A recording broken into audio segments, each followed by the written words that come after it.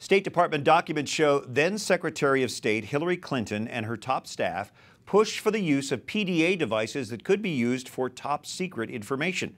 Clinton has been under scrutiny for using a personal email server for high-level State Department business. Thousands of emails retrieved from that server were released this week. We have Tom Fitton, president of Judicial Watch, a public interest group investigating and prosecuting government corruption.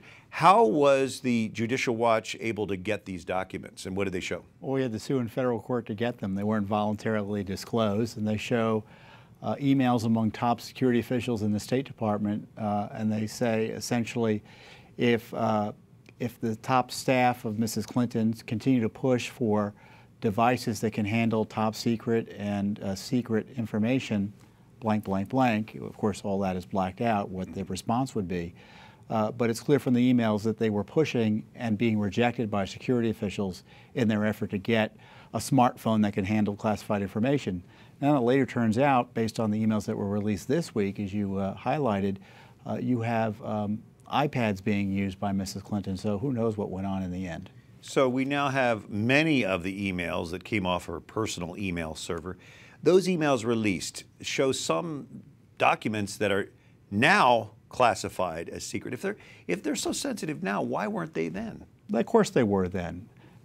Classified information is both marked and unmarked. You look at the document and someone who understands it has stamped top secret or classified on it.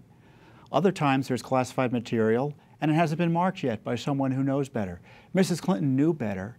She didn't mark it, and according to the Washington Post, several of the emails that she created and sent had classified material in it. And as Secretary of State, would it be her responsibility to mark it classified? Absolutely. She has what is called original classification authority. I thought so. So she gets material and she's supposed to evaluate it and make sure the classified material is either marked, both marked and handled appropriately and stored appropriately, which wasn't done on this separate server. And I noticed when she talked about sensitive information, she said clearly that she was not aware of any email that was marked classified that went through her personal server. She's changed her explanations.